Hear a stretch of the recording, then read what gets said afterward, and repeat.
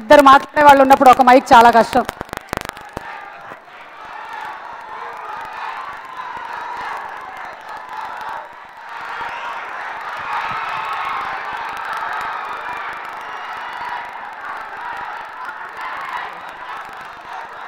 Check check check.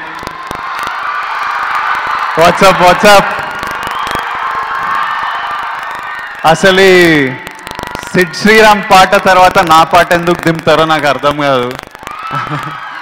ఆయన పాడే పాటకి నేను పాడే పాటకి సంబంధం లేదు.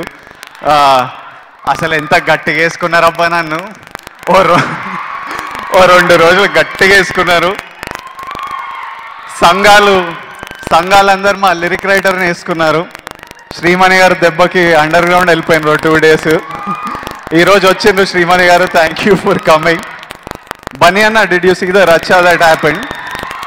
యూ సా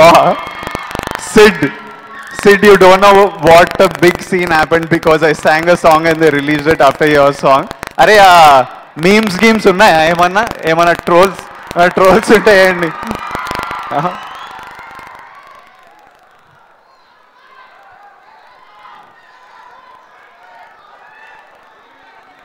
ఉన్నాయా?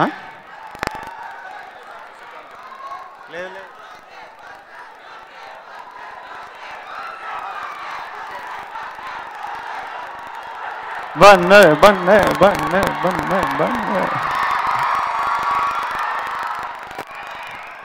అయితే ఈ పాటకి ముఖ్యమైన కారణాలు మా director Parashuram Petla and mister Bunny Vasu. ఈ పాట నీ గొంతులోనే బాగుంటుంది, నువ్వే పాడాలి, క్యారెక్టర్ వాయిస్లోనే ఉండాలని పాడించారు. అండ్ అలా పాడటం జరిగింది. ఆ పాట రిలీజ్ చేయగానే ఓ బిగ్ సెన్సేషన్ అవుతుంది అనుకున్నాం, కానీ అదోలా సెన్సేషన్ అయింది. ఆ సెన్సేషన్ ఏంటో వీళ్ళు మన వాళ్ళు తొందరగా వేస్తే నేను కంటిన్యూ అవుతాబ్బా.